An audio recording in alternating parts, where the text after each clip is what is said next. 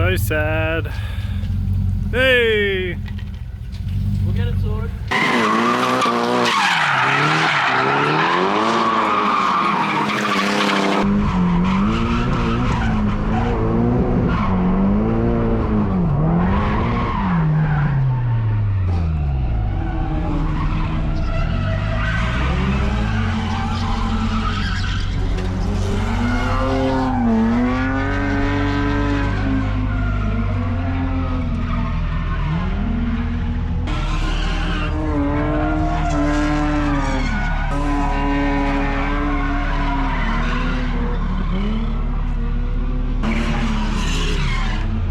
Clutch is gone!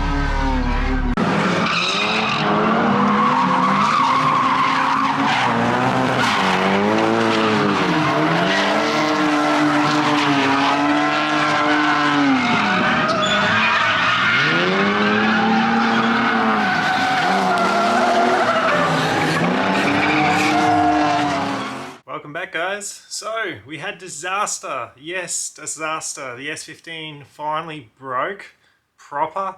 I totally lost my clutch. We had so much fun at Archerfield, maybe a little bit too much fun, and gave the car quite a hard time. Although respect for the clutch, because we did do probably 14 drift days on it. We broke the clutch, the pedal went all the way to the floor. Basically I was changing down first at the bank at Archerfield, changing down to first to basically drift in first, and the clutch pedal went like an extra inch below to the floor and I couldn't put it in first. Anyway guys, so this brings us forward to Wednesday night, and we've committed and we're going drifting on Saturday. So huge event coming, huge event. We've got Rice Miata, aka Chris Rudnick, coming to Archerfield. It's going to be a massive event. I'm excited. That's why I'm getting the car ready, because we need to get it ready to drive, or else no drivey. And I definitely want to be there. You want to be there. Let's go, guys. Come on, let's get it. So we're fitting a brand new clutch, and we're stepping it up this time. We are actually going for a ceramic clutch, just one level above an organic. So we're ditching the organic material and we're moving towards a ceramic clutch. It's still a balancing game because I'm still using the S14 box, so it's just one level up. It will be harder on the box. I'm going to look at putting in some Redline lightweight shockproof oil as well. Fingers crossed, if I can get it by Friday, I'll put it in. So let's get to it and have a look at the clutch. What we have is a beautiful direct clutch services clutch, DCS clutch. This pressure plate is spec'd out to 2,000 pound, I believe, so a hell of a lot of clamping force. And I've got the flywheel all nicely machined. Forgive me for resting all the stuff on the bonnet. I'm doing this for you guys so that you can see what we're fitting. I'm not going to show you because I'm on a race against time to get this going for Saturday. As you can see, I've actually already pressed off the old bearing and I've got the new bearing. These NSK bearings are gold. Like they're better. They're a little bit better, I believe, than the other ones. The one that was actually on my other clutch, which happened to be in an Extreme. This is the beautiful new clutch disc, and we're going to take a look at it. Let me show you guys. So this is actually so fresh. Bit of a story to this clutch. Anyway, this is so fresh, this clutch. I can actually smell the paint because it was only just built a few hours ago just for me for this weekend. So thank you DCS clutches for hooking me up, sorting me out with the clutch. You guys ready? I'm ready. Here we go, guys. This is it. The fresh new ceramic single. And it is a cushioned ceramic single. So fresh, it's sticking to the box because they rushed it out for me to get me a clutch so that I could actually go drifting this weekend. They have excellent turnaround. And yeah, guys, this is going to do the trick. Nice ceramic disc. So if we have a look, I'll show you the old clutch. The old one right here. This thing did me well, considering, like, absolutely did me well. But on the pressure plate side, eventually this organic material actually basically pulled away, heated, overheated, and just broke up So that's what happens to the organic clutches when they get too hot and you wear them out. Good thing we got the upgrade. We're going to have to be careful though, because stock box, right? We have the nice lightly machined flywheel now on. I've torqued all those bolts up and I'll put the new spigot bearing in. As you can see, we're good to go. I'll show you a little trick to how I was able to actually torque those flywheel bolts up. What I've actually got here is actually an exhaust valve that was actually a bit damaged and I had spare, and I've bent that. What you actually do is you actually lock it. You lock the flywheel ring gear. Basically, I put this valve in one of the holes of the engine and I lock the ring gear on the actual flywheel with the valve, and that's how I actually torque them up to spec. Obviously using a torque wrench, which I've done. So they're all good to go now. They're all torqued up. Just got the alignment tool, the clutch disc itself. That's all sitting on nicely. Now for the pressure plate. And there we have it, guys. The pressure plate's now installed. And now I can take the alignment tool out. Just like that. So that's all ready for the gearbox to go back in now.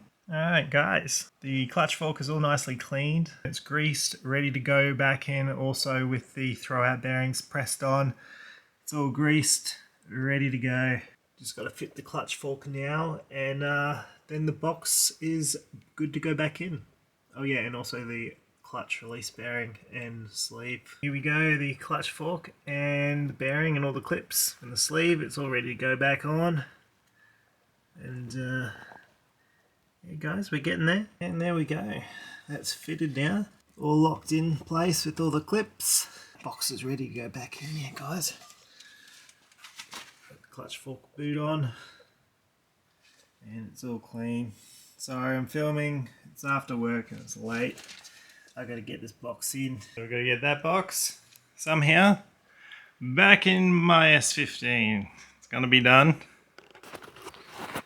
It's gonna be done. It's gonna be done tonight. We'll get it done. Looking forward so much to going drifting. Getting this thing back out in action. Can't wait. So I've just given the cross member a nice clean up, and this is basically what's going to be keeping it in while I offer it up. So they call it offer up the gearbox. While I offer up the gearbox, once I get in place, I'll do like an awesome chest press and then hopefully just hold it there. I'm not going to film it obviously because I don't have 3 hands, 3 arms. But yeah, cross member's all nice, ready to go back in, bolted up. So this is a GK Tech poly mount, and it's been good. It's been good so far.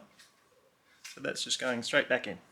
So the gearbox is in position, ready to be pushed, lifted, chest pressed back in, and I'm going to be doing it all while this is in my garage. Alright, it's the day after, so we got the gearbox in, and what a struggle it was. It was the hardest time ever for me personally, getting that box in on the ground, probably just because of my size and the constraints of the space. Anyway, what really happened was actually why it was so hard. I just encourage everyone just to slow down sometimes, and this is just going right back at myself now. You just need to slow down, take a breath, just be more logical about your thinking and try not to jump ahead too far. So what I really should have done is actually, and I know this, basically I should have disconnected the cooler pipe there, and that would have made things so much easier. I did jack the engine up by the sump. And I managed to get the engine jacked up enough where I was actually able to get the gearbox out. But it was a struggle, and I was actually scraping the top of the bell housing on the transmission tunnel. Scratched it up a bit. I ended up fixing it cosmetically. Even though no one's going to see, I know it's there. I scratched the hell out of it. Anyway, I'll put some that heat tape over it so it's all schmicko. Yeah, anyway, so moving on. What have we done? Well, good old Joe boy here ended up jacking up the motor a bit too far for a bit too long, and guess what happened? Yeah, let's go have a look. So you can't really see it on camera, but I actually accidentally dented the sump slightly. So what does that mean for me? Well, you know, SR20s and oil starvation issues, we don't want to be running out of any oil. I've got a larger sump. I'm just going to test fit it, but most likely what I'm going to be doing is just dropping the sump. I'll drop the sump and I'll just pop that dent out where it's just concaved in basically, and she'll be good. So yeah, you can't really see from the camera, but I can tell it's like pushed it in. It's pushed the middle of the sump in like 5 mil, 6 mil roughly. So time to drop the sump. I've gone ahead and I've removed the sump, and I'll show you exactly why. Like if you get a dented sump slightly, with your SR particularly, you want to check it, you want to remove it, take the dent out. I'll just show you guys, like, look, right there, I don't know if you can see. Can you see the mark? I can clearly see the mark in the middle. Now that is actually the oil pickup tube. Now if I had left that, even though it looked slight, that bump there, kind of hard to see, you can see it anyway. It actually doesn't look like much, but you can clearly see, looking at the pan, that it actually has made contact. So I'm going to just beat that out nice and softly with some flat wood and just a soft hammer. You know, make the edges nice and flat again, because these are really hard to get off usually. Right there, see how that's all bent? Well, I'll straighten that and it won't be a problem. I'll straighten it all nice and we'll clean both surfaces up and reseal it, and she'll be good to go again. And yeah, we won't have that oil starvation potential problem, potential SR20 rebuild time. We don't want that. Alright, so here we go. Got the sump now, and you can see it's nice and flat, just how it should be. And yeah, she's good to go back on now, and we're not going to have any oil starvation issue there, just with the oil pickup being starved of oil. Further investigation, you can see the oil pickup has been crushed a bit. It's not meant to look like that. It's meant to be a little bit more, yeah, not as squished. Anyway, I'm going to attempt to just bend that out, and look, if I bend it out, do a good job of it, it should be fine. I might take off the other pan there, the tray there, and have a look, see how it is. I've just taken the windage tray off, the oil windage tray, and having a look here. So I am going to take the pickup off and attempt to resurrect that problem. So you can see it clearly crushed in. Hopefully, camera. Yeah, you can see it clearly crushed in. What I also have found, I don't even know if I can get the camera to get on it. Stupid dog next door. There is like a tiny bit, like two little specks, two little tiny bits. One looks like sort of copper, maybe potentially bearing material, and also a little bit of alloy. That could be from anywhere in, you know, who knows. This is the only time since I put all this back together like 2 years ago that I've actually removed it and had a look in here to see how everything's holding up. Okay, as you can see, I've actually done a little bit of a repair job on it, and I've bent it back out, so that's actually really good now. It's not perfect, but it is back where it should be. So no more slightly crushed oil pickup, because that could definitely present big massive issues down the line in the short-term future. So that's sorted. Now I'm just going to put the windage tray back on and reseal the sump. Just a little sneak peek, show you guys, just going to do the reseal.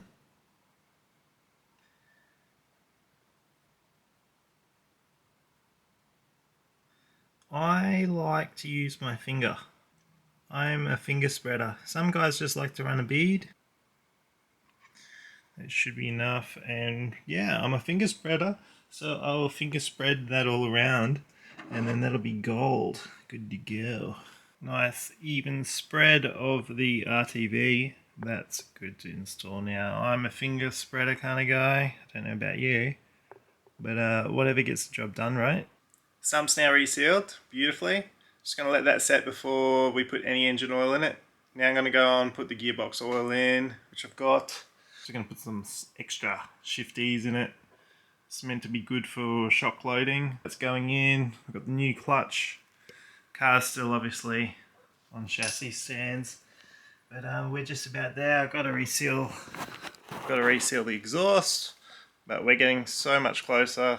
I can't wait till this is finished. This has been such a long, hard slog all week. 6 hours of sleep at night and going to work, coming home and then working on the car. It's been a mission, but it's all going to be worth it tomorrow. Fingers crossed everything goes well.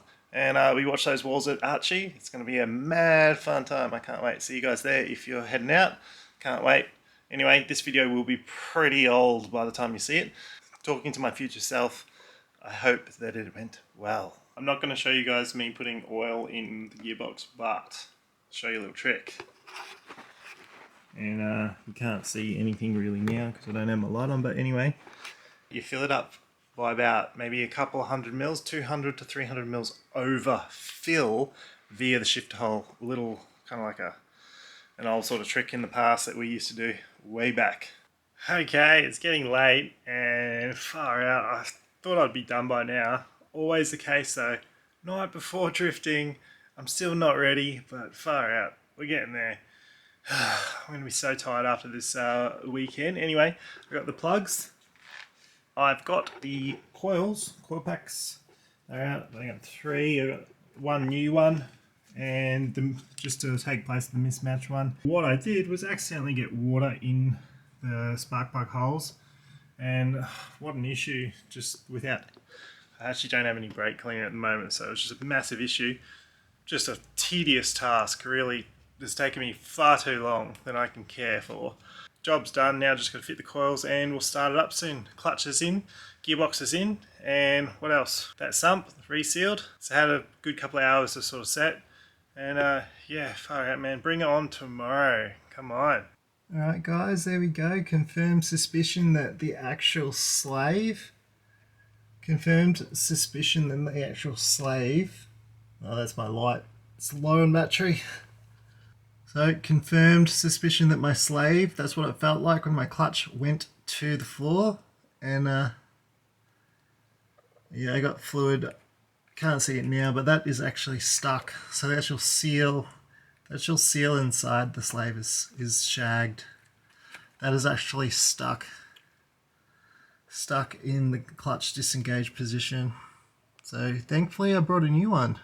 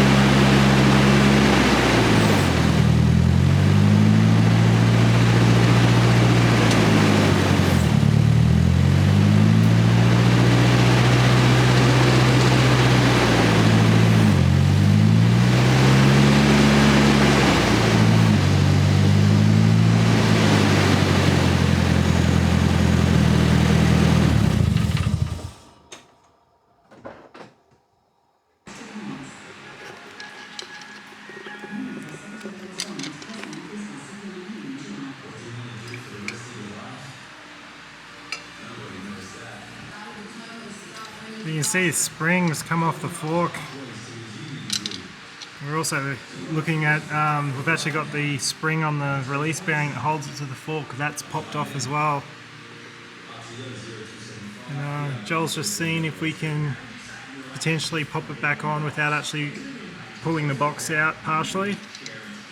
Alright guys, so with sadness, I tell you, it's not possible to make today. I'm so gutted. Anyway, I'll tell you why. Basically, we got the wrong clutch. We actually ended up getting an S15 clutch by mistake. And look, I knew there was a difference. But yeah, look, these things happen. But yeah, it's just a real pain in the ass, man.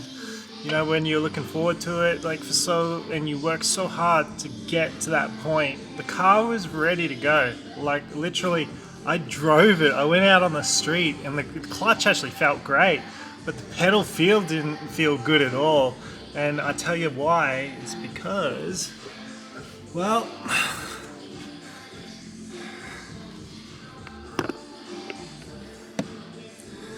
so in there, can't really see. But when I get it out, I'll show you guys. You got the clutch fingers of the pressure plate. Basically, like the allowance for the S15, they allow for a dual mass flywheel, which is like, you know, this big, which I knew about. And also the S14, S13 is like, you know, that thickness. So that's why I didn't film it, but the slave cylinder literally popped out like way too far because there's like a whole bunch extra, there's like an extra amount that the clutch release bearing can actually slide on the sleeve, and that's exactly what happened. So I actually lost it, and it's actually a good thing that this happened actually at home when I was like, hey, like the pedal doesn't feel great. I want to try bleeding it again, even though I'd done everything right. I've done every part of the job I'd done right. Pretty much everything I did was okay. Like it would have got me there to Archerfield, but yeah, we didn't know. And anyway, it is what it is, I guess. Just a sucky situation. So yeah, the clutch fingers, there's just too much travel for the clutch release bearing to slide on the sleeve. Hence, it's actually sliding partially off the sleeve. And yeah, that's our problem, just the wrong clutch. But yeah guys, my friend Joel, he owns this shop and I work for him, but he's been really good. He managed to come and help me and pretty much just drop what he was doing. And he was actually going to come out and watch, and it would have been awesome. But anyway, we found the source of the problem. We know the problem now, and now it's time to pull the box a second time. Do not want to do it, but it's going to be much easier now that we're on the hoist. It's so much easier. I really struggled in the garage. It was crazy. But, yeah, car's on the hoist. As you can see, got the jack stand. We're going to make this a lot easier. Anyway, guys, this would be pretty cool if I was actually able to film work like this on the hoist. You can just see things like so much clearer. Anyway, guys, I better get back to it. Or else this box is it's going to be the end of me. Anyway, stay tuned. I'll see you in the next one. Alright, so been at it. We've got a new clutch master cylinder, so that's going to eliminate any issues potentially with the master. Even though there was actually no leaks in the boot when I pulled the boot apart for the clutch master, it looked actually okay. So yeah, just the whole time, just the wrong clutch, and the slave cylinder was actually leaking, so the slave cylinder did need to be replaced. So you can see I did an excellent job of just making that pan nice and flat again, and I did a nice job of resealing it. Anyway, so just be careful when you're jacking it up from the sump. I just had a bit too much pressure on it, and it eventually caved in. There we go, guys. I got the gearbox out. Second time, absolute pain, but it was just so much easier. It was actually easy, super easy on the two-post hoist. Yeah, guys, so nothing wrong with that clutch other than it's bloody the wrong one. Bugger. Yep. So now what? Well, we shall get the right clutch and we'll be back in action. So until then, I'll see you guys maybe at the next drift event. And see ya in my next videos. Ciao. So now with the side-by-side comparison, you can clearly see the difference in height, and the one on the left was the one that was just happened to be in it, and it worked with the heavy-duty clutch. You know, thinking that it was just the right one, thinking nothing more of it, installed it, and it turned out that it was too short, and therefore there was just way too much throw from the slave through the fork and that just screwed things up badly. So just a heads up for you guys out there, if you're doing a clutch on one of these, just make sure that you check the carrier size and make sure you've got the right carrier for the bearing, because look, there's actually about 9mm difference between the two. Alright, got the new master cylinder connected up, got new racing clutch brake fluid in it.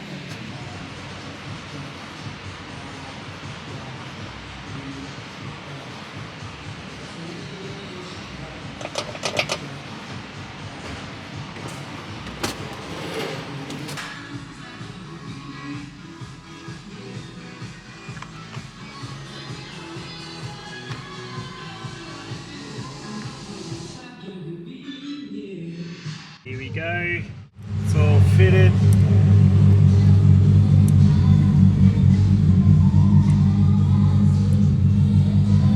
Big shout out to Joel at Nugs Auto House. He pretty much let me come in with the car so I could get it sorted, and also help me get the clutch and sort out the problems that I had with it. So big shout out to Joel, thank you. Yeah. So slave cylinders all in nicely. We've got the clutch in, gearbox is in, got the clutch in with the right carrier this time. Still got to put the tail shaft in, exhaust, that's resealed. So yeah guys, we're just about there and we'll be able to rock and roll again. Awesome, can't wait to get out there again. No problems, right?